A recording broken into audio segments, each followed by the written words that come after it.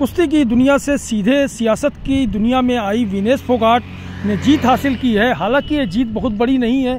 जिस तरह से समर्थन दिख रहा था विनेश फोगाट का विधानसभा जुलाना में, चाहे सुंदरपुर गांव हो, चाहे ब्राह्मणवास गांव हो, या फिर अन्य जितने भी गांव हो, सादीपुर हो, हर गांव में जिस तरह से भीड़ जुटती थी विनेश फोगाट को देखने के लिए, तो ऐसा लगता है कि सिर्फ उन्हें देखने ही लोग आते थे। क्योंकि जो जीत की चर्चा हो रही थी कि जिस तरह की जीत होगी विनेश फोगाट को, उस तरह की जीत नहीं हो पाई है और सिर्फ 6000 कुछ मतों से विनेश फोगाट चुनाव जीती हैं और बीजेपी के योगेश कुमार ने उन्हें कड़ी टक्कर दी है।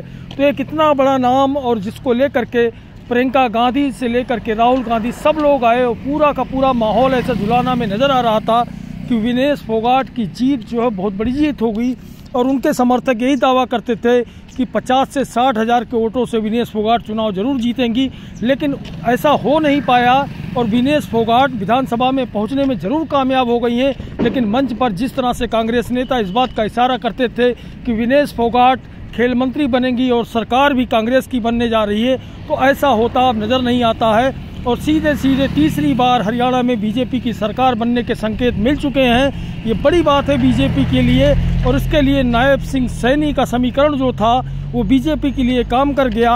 और जिस तरह से विनेश फोगाट पहली बार मैदान में उतरी थी चुनाव के, तो ऐसे में जुलाना वासियों ने साथ उनका जरूर दिया है और उन्हें विधानसभा तक पहुँचाने का काम किया है।